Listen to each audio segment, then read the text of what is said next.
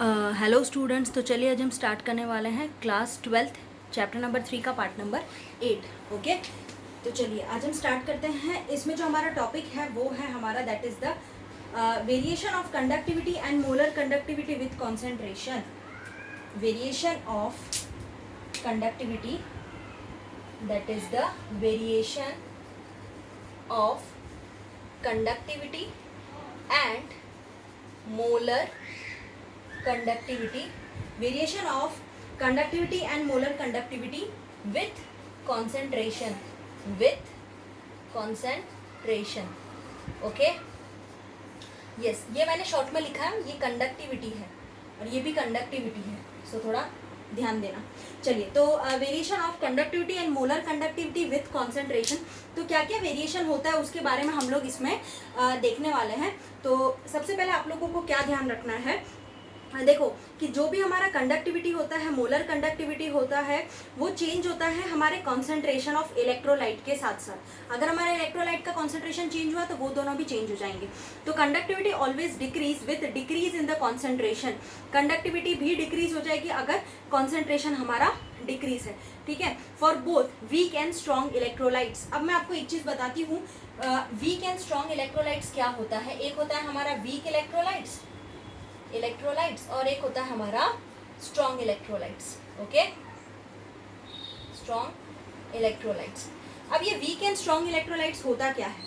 Okay, तो weak electrolytes वो होते हैं जो कि पूरी तरह से डिसोसिएट नहीं हो जाते, और स्ट्रॉन्ग इलेक्ट्रोलाइट का मतलब होता है इस टाइप का इलेक्ट्रोलाइट जो पूरी तरह से डिसोसिएट हो जाएगा आयंस में कंप्लीटली। अब यहाँ पे वीक एंड स्ट्रॉन्ग इलेक्ट्रोलाइट, जैसे मैं एक एग्जांपल दूं वीक इलेक्ट्रोलाइट का, हम एसिटिक एसिड ले सकते हैं, वो एक वीक इलेक्ट्रोलाइट है, वन टाइप ऑफ। तो हम क्या कह सकते हैं इसमें कि वीक एंड स्ट्रॉन्ग इलेक्ट्रोलाइट में दिस कैन बी एक्सप्लेन, हम इसको एक्सप्लेन कर सकते हैं number of ion per unit volume, कितने नंबर ऑफ आयन डिसोसिएट हो रहे हैं एक पर यूनिट वॉल्यूम के अंदर, दैट कैरी करंट, एक वो करंट कैरी करेगा सोल्यूशन के अंदर, है ना, जो कि आपका धीरे धीरे क्या होगा, करंट जो कैरी करने लगेगा सोल्यूशन में वो डिक्रीज होने लगेगा ऑन डाइल्यूशन। अगर आप उसमें डाइल्यूशन ज़्यादा से ज़्यादा डाइल्यूट करते जाओगे, यानी कि आप पानी ज़्यादा से ज़्यादा डालते जाओगे, तो एक टाइम ऐसा आएगा कि आपका जो कंसंट्रेशन है वो कम होता जाएगा। उसकी वजह से क्या होगा, पानी डालोगे ना, है ना, तो पानी डालोगे तो क्या होगा, आपका नंबर ऑफ आयंस ज़्यादा से ज़्यादा डिसोसिएट यानी अंदर घुलने लगेंगे, क्योंकि आप डाइल्यूशन कर रहे हो। तो पर यूनिट वॉल्यूम के साथ साथ अगर कितना ज़्यादा उसका वॉल्यूम है उस पर भी डिपेंड करेगा, तो आपका करंट भी आपका फ्लो होना स्टार्ट हो जाएगा सोल्यूशन में। ओके, तो ये बोल रहा है कि कंडक्टिविटी जो सोल्यूशन का होता है किसी भी एक गिवन कंसेंट्रेशन पे, that is the conductance of 1 unit volume of solution. आप किसी भी एक यूनिट की बात कर रही हूँ मैं, कोई भी एक यूनिट वॉल्यूम आप ले लो किसी भी सोल्यूशन का, आप उसको अगर 2 प्लैटिनम इलेक्ट्रोड्स के साथ रखते हो, है ना, with the unit cross section area that is the ए, और डिस्टेंस आप एल ले लोगे, तो उसका जो इक्वेशन बन जाएगा आपका वो हो जाएगा that is the G is equal to K A by L. यानी कंडक्टेंस का आपको पता है kappa area of cross section divide by L, that is the K. Clear? Okay, अब यहाँ पे ये के क्या है, अब वो मेन चीज वही होगी, दैट इज द कापा। आप नॉर्मली अगर हम कह सकते हैं कि both A and L R जो यूनिटी में होगा इन देयर एप्रोप्रिएट यूनिट्स, हम इसको मीटर और सेंटीमीटर में ले सकते हैं। ओके, मोलर कंडक्टिविटी जो अभी हमने देखा था उसमें आपने देखा कि अगर मोलर कंडक्टिविटी किसी भी सोल्यूशन का एक कॉन्सेंट्रेशन पे, एक गिवन कंसेंट्रेशन पे जो कंडक्टेंस होती है ना, अगर उसका जो वॉल्यूम वी होता है उसमें 1 मोल इलेक्ट्रोलाइट आप रख दोगे किसी भी 2 इलेक्ट्रोड्स के बीच में, तो उसका क्रॉस सेक्शन एरिया और लेंथ तो आपको देखना ही पड़ेगा। क्लियर हो रही है बात? हाँ, आप क्रॉस सेक्शन एरिया और लेंथ से ही आप मोलर कंडक्टिविटी को मेजर कर पाओगे, that is the lambda M is equal to K A by L. ठीक है, ये हमने निकाल लिया था, दैट इज अगर मान लो इसको के डैश नाम दे देते हैं, ओके, है ना। तो इसके बाद क्या हो सकता है कि इसको के डैश दे दिया, सिंस अगर एल 1 है और ए अगर हमारा वॉल्यूम है, अगर मैं एल को यूनिटी ले लेती हूँ 1 और ए अगर मेरा क्रॉस सेक्शन जो है वो हमारा वॉल्यूम के बराबर हो गया। क्लियर है ना? तो अब हम कह सकते हैं दैट इज वॉल्यूम हमारा कंटेनिंग 1 मोल ऑफ इलेक्ट्रोलाइट। अब हमारे पास वॉल्यूम भी कितना है, 1 मोल ऑफ इलेक्ट्रोलाइट के बराबर है, क्योंकि उतना ही हमने क्रॉस सेक्शन एरिया ले लिया। तो lambda M is equal to K V हो जाएगा। ओके, है ना, तो lambda M is equal to K into V. Clear? Okay, अब V तो हमारा वॉल्यूम है क्योंकि A by area by length यानी वॉल्यूम हो जाएगा उस टाइप में। तो हम इसको क्या कह सकते हैं कि मोलर कंडक्टिविटी इंक्रीज होती है with decrease in the concentration. अगर आप कॉन्सेंट्रेशन कम करोगे, सॉरी मोलर कंडक्टिविटी धीरे धीरे बढ़ती जाएगी जब आप कॉन्सेंट्रेशन कम करते जाओगे। आपको देखो ग्राफ दे के रखा है, बहुत ही अच्छा ग्राफ है, आपके टेक्स्ट बुक के अंदर है, जरा वो आपको शो करके मैं बताती हूँ यहाँ पे, जिसमें आपको देखने को मिलेगा इस टाइप से। उसमें क्या हो रहा है कि आपको यहाँ पे देखने को मिलेगा कि यहाँ पे जो ये वाला ग्राफ है वो KCl का ग्राफ है, ओके। और यहाँ पे आपके पास C⁻² यानी कि कॉन्सेंट्रेशन का हाफ ले लिया, ओके, और ये लैम्डा m ले लिया। क्लियर हो रही है बात, है ना। अब हमने क्या किया, ये weak acid CH3COOH weak acid के लिए हमने बात की गई है, ओके। तो ये हमने मोलर कंडक्टिविटी का ग्राफ बनाया है versus the C⁻² for the acetic acid, okay. Acetic acid यानी कि ये हमारा किस टाइप का इलेक्ट्रोलाइट हुआ, ये मैंने अभी आपको बताया था, that is the weak electrolyte. Clear हुई बात, वीक इलेक्ट्रोलाइट हो गए, ओके। अब ये वीक इलेक्ट्रोलाइट का जो ग्राफ है and potassium chloride strong electrolyte का ग्राफ है, ये हमारा स्ट्रॉन्ग इलेक्ट्रोलाइट हो गया, ओके, है ना। अब इन एक्वस सोल्यूशन, अब ये क्या हो गया पता है, अगर हम देखें तो आप देख सकते हो कि जैसे जैसे कॉन्सेंट्रेशन इसमें बढ़ रहा है वैसे वैसे इसकी मोलर कंडक्टिविटी इस टाइप में आपको डिक्रीज हो रही है, कॉन्सेंट्रेशन बढ़ रहा है। लेकिन स्ट्रॉन्ग इलेक्ट्रोलाइट में आप देख सकते हो कि क्या हो रहा है कि इसकी जो कंसेंट्रेशन की जो वैल्यू है वो इंक्रीज हो रही है, तो मोलर कंडक्टिविटी भी एक टाइम से क्या हो रहा है कि थोड़ा थोड़ा थोड़ा ऐसे बढ़ता जाता है, बाद में एक स्ट्रेट लाइन यानी कॉन्स्टेंट हो जाता है। आया समझ में, तो इस टाइप में ये ग्राफ चलता है। तो molar conductivity increase with decrease in the concentration, okay. हाँ, अब उसके बाद क्या बोला है कि this because the total volume V of the solution containing, अब यहाँ पे जो टोटल वॉल्यूम V है हम कह सकते हैं कि 1 मोल इलेक्ट्रोलाइट की बात की गई है, वो भी इंक्रीज हो रही है। दैट मीन्स कि हम देखते हैं यहाँ पे कि K का जो डाइल्यूशन करने में क्या होता है कि धीरे धीरे कम होता जाता है, ओके, K का डाइल्यूशन। तो फिजिकली हम कह सकते हैं कि लैम्डा m को हम डिफाइन करना चाहिए तो हम ये कह सकते हैं कि ये एक टाइप का ऐसा कंडक्टेंस है बेटा इलेक्ट्रोलिटिक सोल्यूशन का, जो क्या करता है कि इलेक्ट्रोड्स को साथ में लेके चलता है, कंडक्टिविटी सेल को साथ में लेके चलता है, यूनिट डिस्टेंस भी बताता है, बट उसका जो क्रॉस सेक्शन एरिया जो होता है वो लार्ज होता है बहुत ज्यादा। इस वजह से क्या होता है कि सफिशिएंट वॉल्यूम हम उसमें देख सकते हैं, कंटेन कर सकते हैं, ले सकते हैं, और उसमें सबसे ज्यादा अगर सफिशिएंट लेना हो तो वो आपका 1 मोल इलेक्ट्रोलाइट होता है, ओके। सो व्हेन, अब एक टर्म आता है जो आपको ध्यान रखना है, जब कंसंट्रेशन अप्रोचेस 0, जब 0 पहुंच जाता है तो उस टाइम पे मोलर कंडक्टिविटी को हम लिमिटिंग मोलर कंडक्टिविटी कहते हैं। जब ये कंसंट्रेशन, अगर ये वाला जो कंसंट्रेशन है वो अप्रोच कर जाता है 0 पे, तो वहां पे एक टर्म आती है जो आपको ध्यान रखना है, that is the limiting molar conductivity. Limiting क्या बोलते हैं इसको बेटा, लिमिटिंग मोलर, ध्यान रखना है, limiting molar conductivity, okay, clear. तो ये आपको ध्यान रखना है and it is represented by the, देखो मैंने आपको बताया था मोलर कंडक्टिविटी को हम लोग किससे रिप्रेजेंट करते थे, लैम्डा m से रिप्रेजेंट करते थे, लेकिन ये जो लिमिटिंग मोलर कंडक्टिविटी है उसको हम रिप्रेजेंट करेंगे, that is the lambda not m, इस टाइप से इसको हम रिप्रेजेंट करेंगे। जैसे मैंने आपको बताया था ना ई सेल और ई नॉट सेल, वैसा ही ये है। अगर आपको बोले कि लिमिटिंग, अगर आपको बोले कि मोलर कंडक्टिविटी तो लैम्डा m, और ऐसा बोले कि limiting molar conductivity, that means the lambda not m लग जाएगा। आई होप आपको यहाँ तक अच्छे से पूरी तरह से क्लियर हो चुका होगा, ओके। तो चलिए हम आगे देखते हैं। इसके बाद आपको जो इसी में आपको जो पढ़ना है वो है आपका, दैट इज द, अब आपको क्या करना है, ये सारे ग्राफ और ये जितने भी क्वेश्चंस हैं इस चैप्टर से रिलेटेड वो सारे आपको सॉल्व करते जाना है। क्लियर हो रहा है ना, और जो डाउट्स होंगे वो हम सेशन में सॉल्व करेंगे। डन। अब सबसे पहले आपको ध्यान रखना है इसमें कि हमने जो अभी ग्राफ बनाया है वो आपके पास कह सकते हैं कि वीक इलेक्ट्रोलाइट स्ट्रॉन्ग इलेक्ट्रोलाइट दोनों को लेके चलता है, ओके, है ना। अब हमारे पास इसी टाइप से आपके टेक्स्ट बुक में स्ट्रॉन्ग इलेक्ट्रोलाइट के लिए भी ग्राफ गिवन है, ओके। तो चलिए हम स्ट्रॉन्ग इलेक्ट्रोलाइट में भी देखते हैं, लेकिन उसमें देखो क्या क्या बोला है पहले समझ लेते हैं कि स्ट्रॉन्ग इलेक्ट्रोलाइट आप लैम्डा m को इंक्रीज करोगे धीरे धीरे अगर डाइल्यूशन के साथ, with the dilution, and can be represented by the following equation. आपको इस इक्वेशन से आपको इसको रिप्रेजेंट करना पड़ेगा। तो देखो अगर आपको मैं आपको बताऊं इसमें रिप्रेजेंटेशन कैसे करना है तो उसको आप लोग को थोड़ा सा समझना पड़ेगा, वो आपको ध्यान रखना है for the strong electrolytes, okay, strong electrolytes.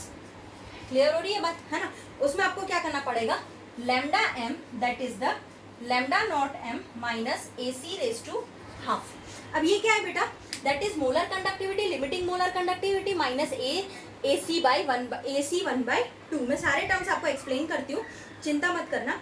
It can be seen that ये वाला फिगर जो हमारा कहता है अभी जो हमने बनाया था कि उसमें लैम्डा नॉट, हमने लैम्डा एम वर्सेस किसके बीच में ग्राफ बनाया था, C⁻²। मैंने अभी जो आपको ग्राफ करके बताया था लैम्डा एम वर्सेस C⁻² के बीच में ग्राफ बनाया था।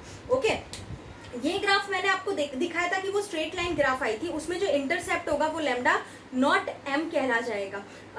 यस, क्योंकि हमारे पास इंटरसेप्ट क्या होता है, ग्राफ के जो बीच का जो पॉइंट होता है वो इंटरसेप्ट कहलाता है। ओके, अब ये आपका इंटरसेप्ट लैम्डा नॉट एम और जो स्लोप आ जाएगा वो that is equal to -a आ जाएगा। अब मैं आपको बताती हूँ कि इसमें जो ये वाला जो बचा ना वो आपका क्या होगा बेटा, इंटरसेप्ट। क्या होगा, इसको हम क्या बोलते हैं, इंटरसेप्ट कहते हैं। और ये जो आ गया ना वो हमारा क्या आ गया बेटा, स्लोप आ गया ग्राफ का। क्लियर, ये जो बच जाता है ना उसको हम क्या कहते हैं, स्लोप कहते हैं। तो इस टाइप में आपका स्लोप जो आया वो आपका हो गया दैट इज द -a। ये आपको ध्यान रखना है। क्लियर हो रहा है, ग्राफ से हमने अभी निकाला।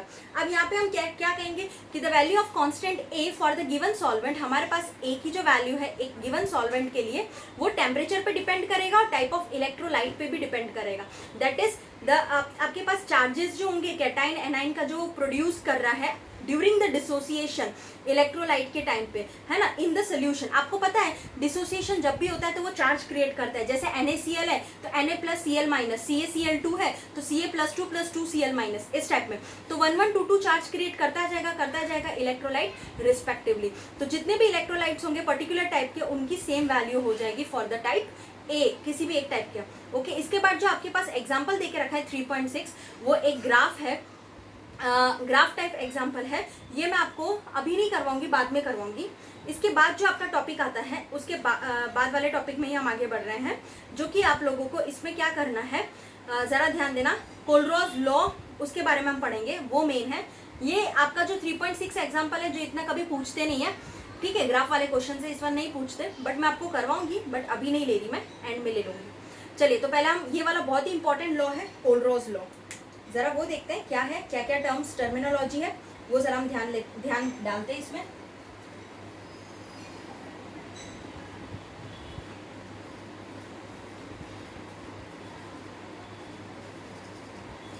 ये आपका कोलरॉज लॉ, क्लियर हो रहा है? ओके, अब यहाँ पे कोलरॉज लॉ क्या कहता है आप ये समझना।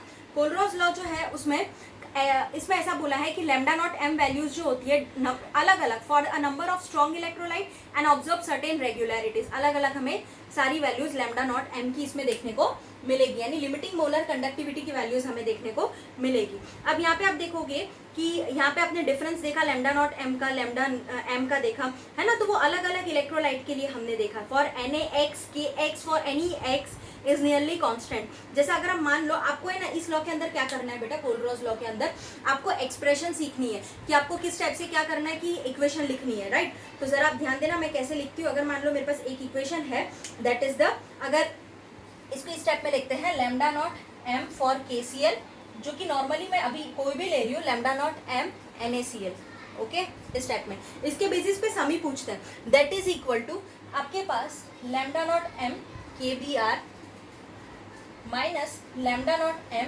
NaBr, right. अब इसमें आपको है ना मान लो KCl NaCl KBr NaBr इस टाइप में चार लिए हैं।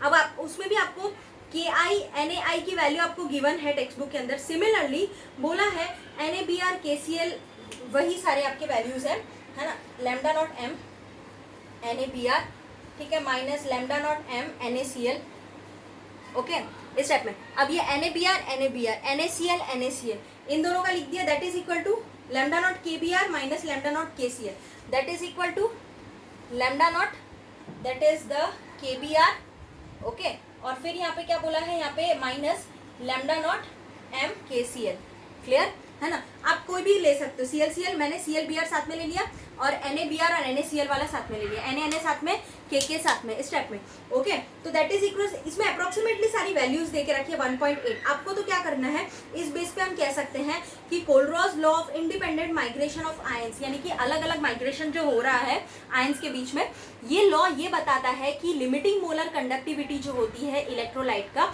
उसको हम रिप्रेजेंट करते हैं that is the sum of individual contributions of the anion and cation of the electrolyte. जरा ध्यान देना, हमने बोला ये लॉ जो है कोलरॉज लॉ, वो ये बताता है कि लिमिटिंग मोलर कंडक्टिविटी कोई भी इलेक्ट्रोलाइट का हम कैसे रिप्रेजेंट करेंगे, दैट इज दी हम इसको बताएंगे सम ऑफ इंडिविजुअल, क्या बोलेंगे, sum of individual contribution, that is the contribution of the cation and anion. अलग अलग कंट्रीब्यूशन होगा आपको देखने को मिलेगा कैटाइन का और एनाइन का। ये आपको कब समझ में आएगा, जब मैं आपको सम्स कराऊंगी ना तब पता चलेगा कि कैटाइन और एनाइन का किस टाइप से कोलरॉज लॉ में कंट्रीब्यूशन होता है।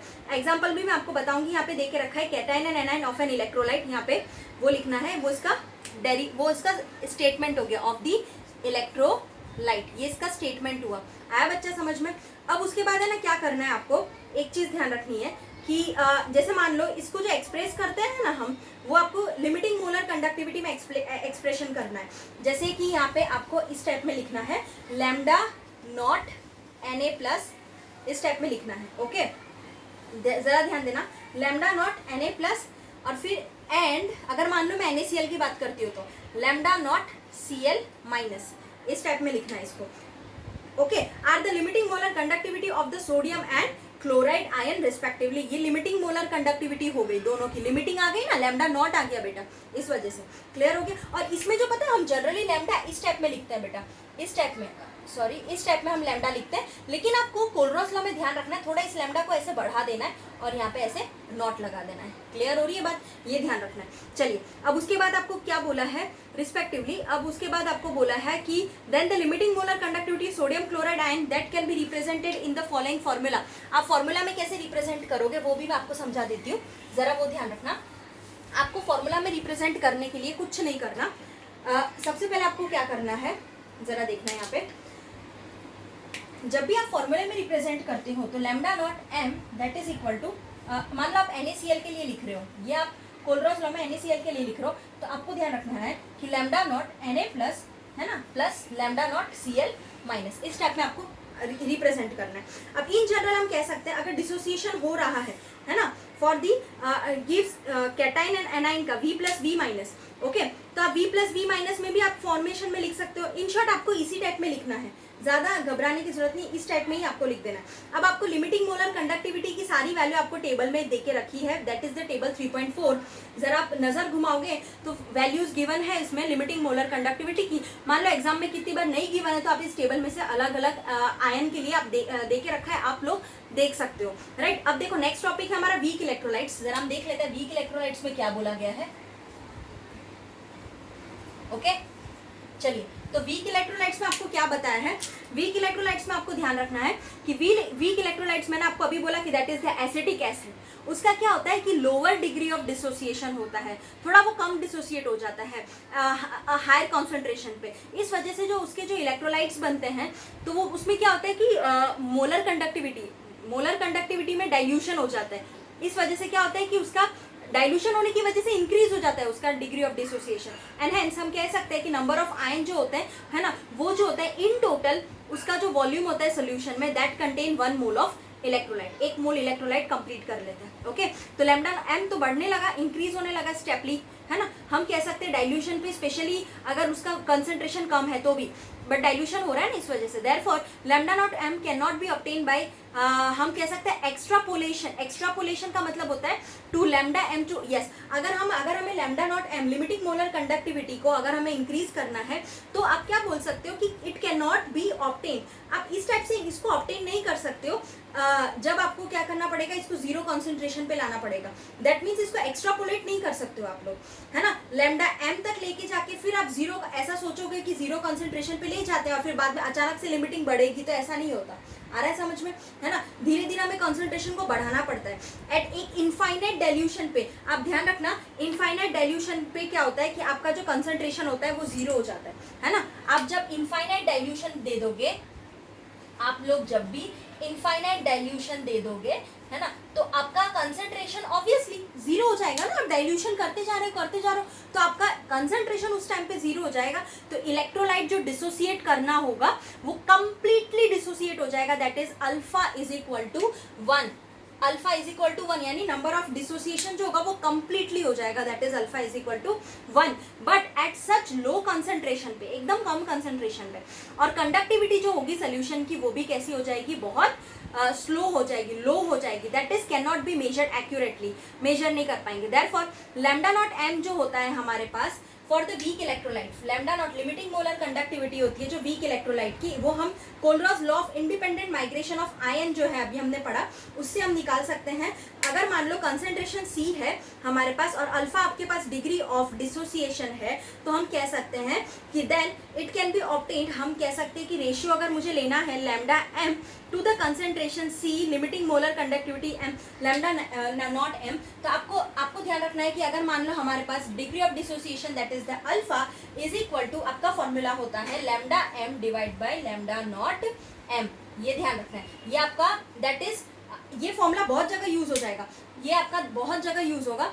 ये आपका क्या होगा बेटा, ये आपका मोलर कंडक्टिविटी होगा और ये आपका क्या होगा, लिमिटिंग मोलर कंडक्टिविटी। जब आपको बोलेंगे कि डिसोसिएशन निकालो, आपको क्वेश्चन में ऐसा है, मैं आपको बताऊंगी, कैलकुलेट, आपको डिसोसिएशन कांस्टेंट बोल दे आपको निकालने के लिए, फिर आपको बोल दे कि आपको वीक एसिड का भी निकालना है, तो उन सब में चीजें आपको ये यूज करने के लिए देखने को मिलेगा। अब एक और एग्जांपल आपको ध्यान रखना है, आपको जब भी बोले ना कि डिसोसिएशन कांस्टेंट आपको निकालना है ना, तो डिसोसिएशन कांस्टेंट को हम Ka से डिनोट करते हैं। मैं यहाँ पे लिखती हूँ डिसोसिएशन कांस्टेंट, ओके, उसको हम Ka से डिनोट करते हैं, ओके, है ना। तो Ka फॉर्मूला जो होता है ना वो आपको ध्यान रखना है, C alpha square upon 1 minus alpha, ये फॉर्मूला आपको हमेशा ध्यान रखना है।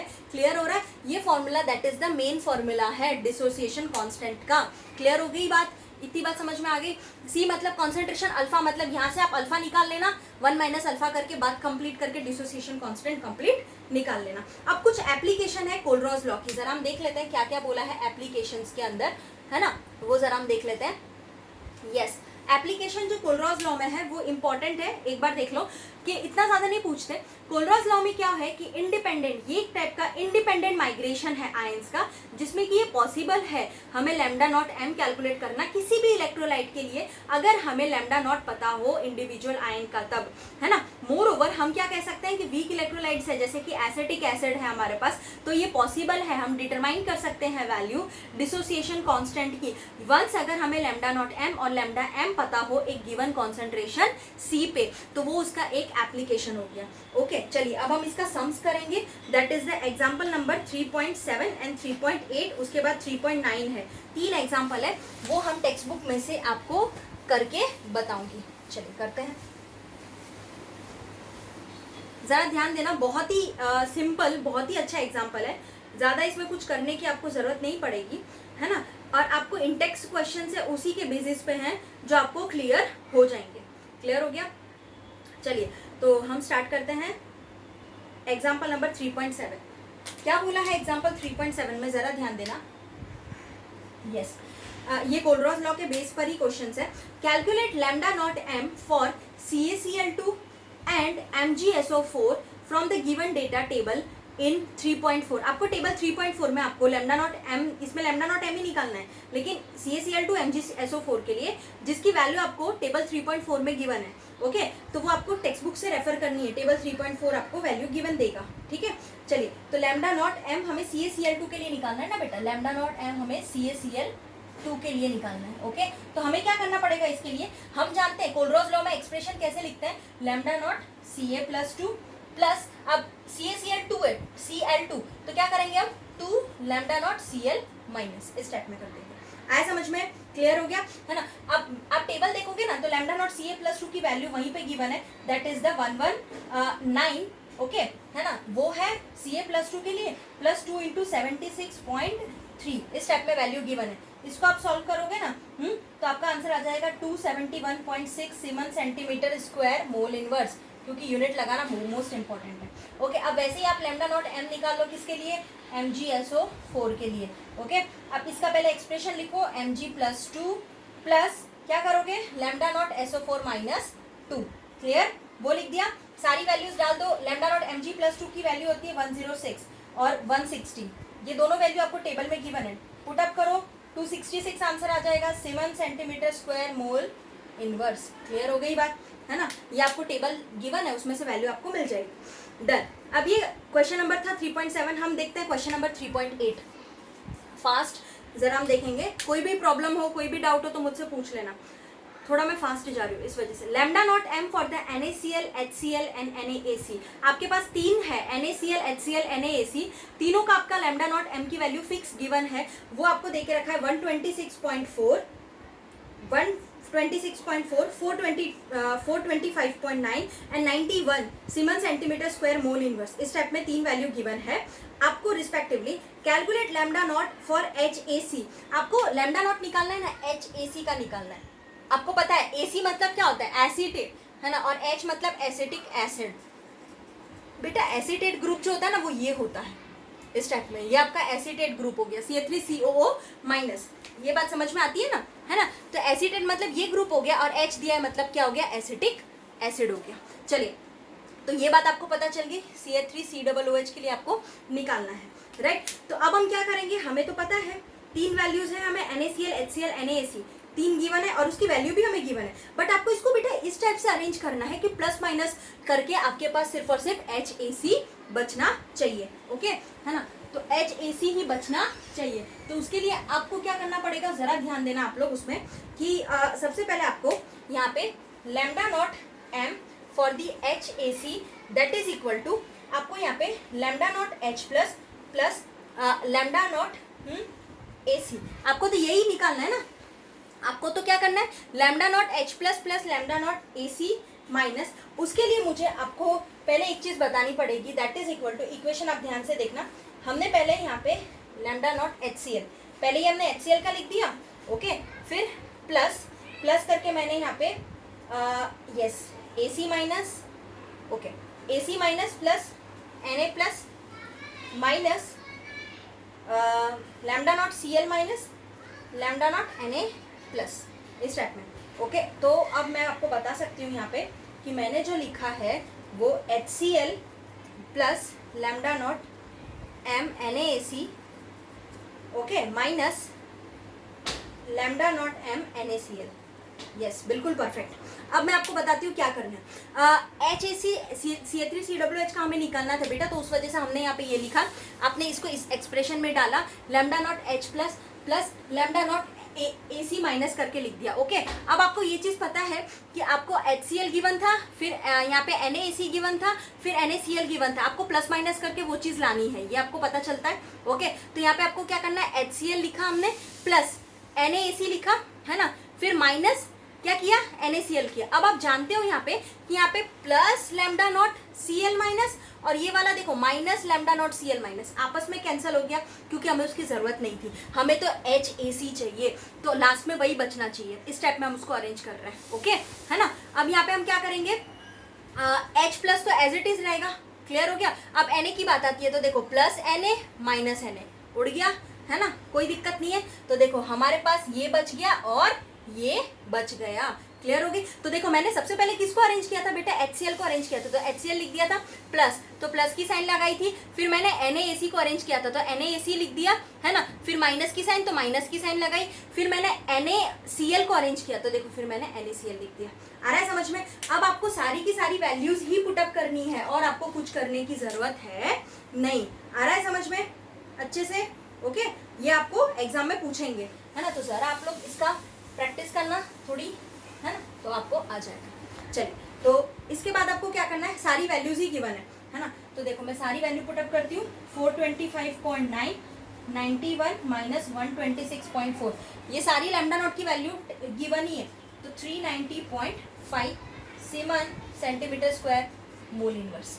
आया समझ में, ये आपका आंसर आ जाएगा। क्लियर हो गई बात, है ना। चलिए अब हम नेक्स्ट एग्जाम्पल की ओर बढ़ते हैं, that is the example number हमारे पास 3.9 है। क्लियर, तो चलिए 3.9 में क्या बोला है, जरा हम ध्यान देके समझेंगे।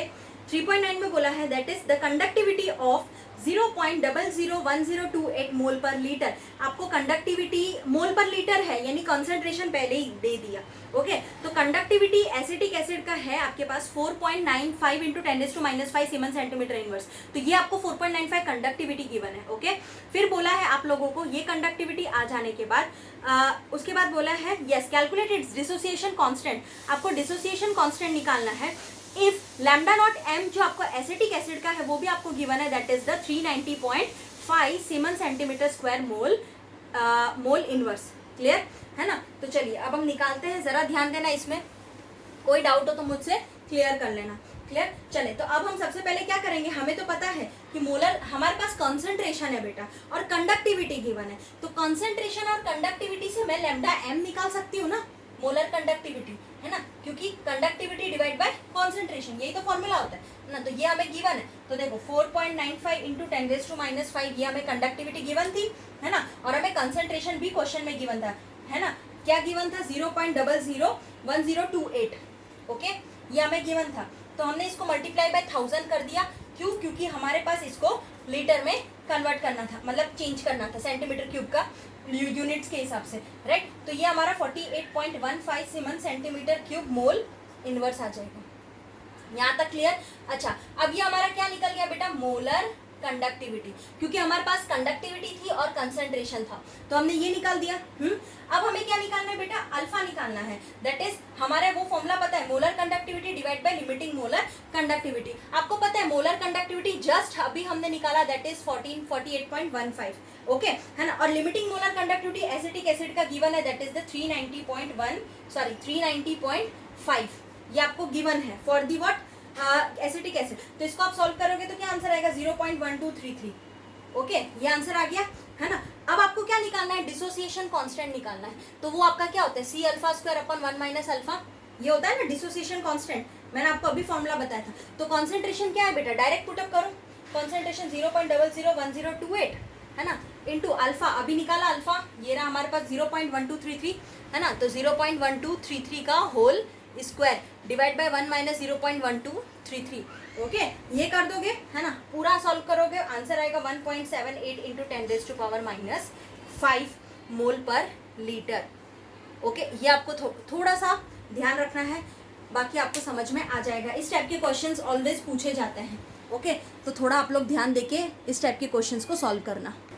यस, इसके बाद हम लोग करने वाले हैं, that is the Intex question 3.7, है ना। तो 3.7 में आपको क्या बोला है? 3.7 में आपको बोला है कि why does the conductivity of a solution decrease with the dilution.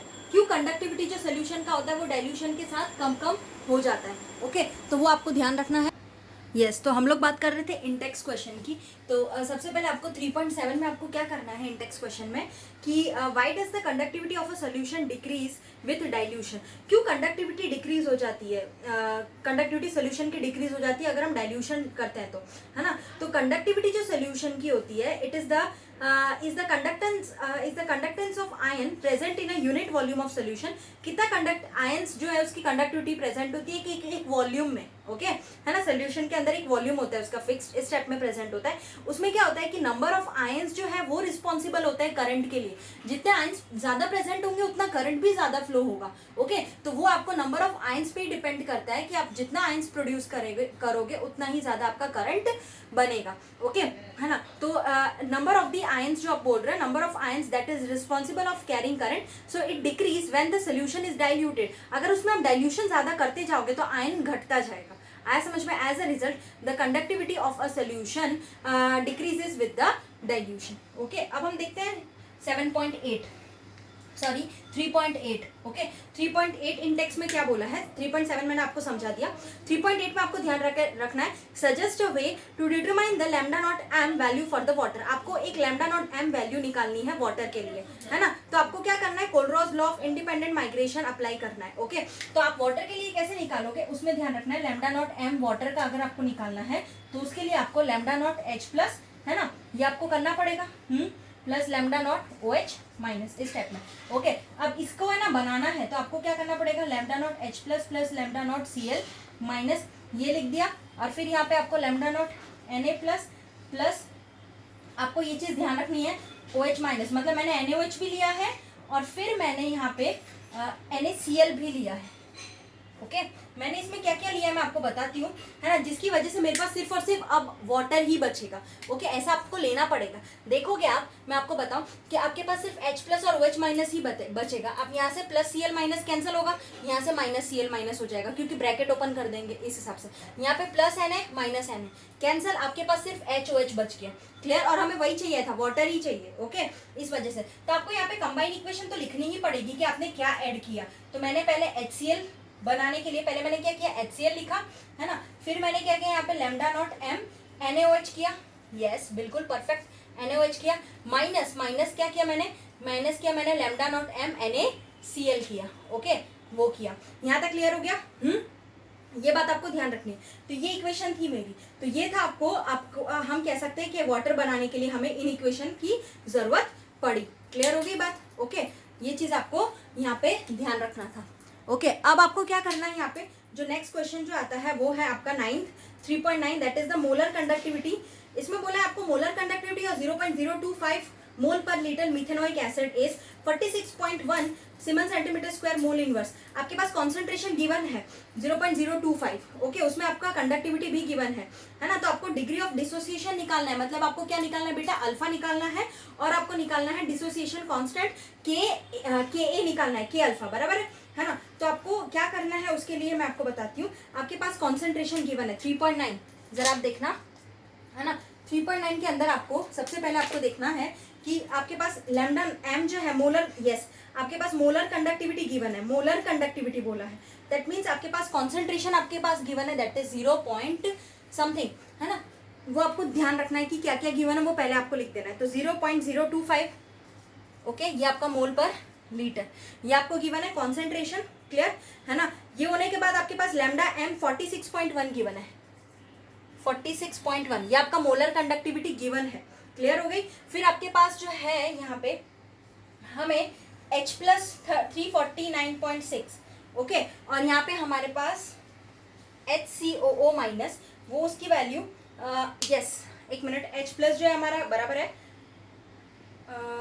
349.6, H plus हो गया, HCO माइनस का 54.6। क्लियर वो भी ठीक है, क्योंकि हमें तो क्या करना है बेटा, क्योंकि ये वाली वैल्यूज जो है वो हमें गिवन है, क्वेश्चन के अंदर ही गिवन है ये दोनों वैल्यू लिमिटिंग मोलर कंडक्टिविटीज क्या। क्लियर, क्योंकि उसी से तो हम कैलकुलेट कर पाएंगे, है ना। तो हमारे पास जो आएगा वो हम इसको ऐड कर देंगे HCOOH, है ना। तो देखो मैं अभी यहाँ पे करती हूँ लैम्डा नॉट H HCOOH, तो वो हो जाएगा lambda naught H plus plus lambda naught that is the HCOO minus. Clear है ना। तो आप वैल्यूज डाल दो इसमें, तो 349.6 प्लस 54.6। क्लियर, तो इसका आंसर क्या आएगा 404.2 semen centimetre square mole inverse, ये आ जाएगा, है ना।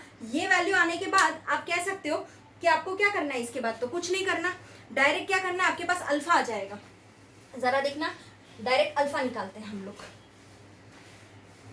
चलिए, तो सबसे पहले आपको ध्यान रखना है इसमें कि ये वाली वैल्यू यहाँ पे कंप्लीट आ जाती है, यहाँ पे that is the degree of dissociation, है ना। तो alpha degree of dissociation lambda M HCOOH, क्योंकि उसी के लिए तो हमें बात की थी, बराबर divide by lambda not M, है ना, HCOOH। तो 46.1 अभी देखा था, है ना, और नीचे में क्या आ जाएगा बेटा 404.2 आ जाएगा, यस 404.2 अभी हमने निकाला, तो उसका जो आंसर रहेगा वो अप्रोक्सीमेटली 0.114 आ जाएगा। ओके अब हमें तो क्या निकालना है, ये डिसोसिएशन कांस्टेंट, ये डिसोसिएशन कांस्टेंट निकाल रहे हैं दैट इज द के अल्फा। तो क्या था C alpha square upon 1 minus alpha था, ये था, है ना। सारी वैल्यूज मैं यहाँ पे पुटअप करती हूँ, जरा ध्यान देना। कंसेंट्रेशन 0.025 था, वो लिख दिया, है ना। 0.114 का होल स्क्वायर, 0.114 का होल स्क्वायर, क्यों, क्योंकि हमारे पास अल्फा वही था। Okay divide by 1 minus alpha, 1 minus 0.114, 1 minus alpha कर दिया, है ना। तो आंसर क्या आएगा 3.67 इंटू 10⁻⁻⁴ मोल पर लीटर।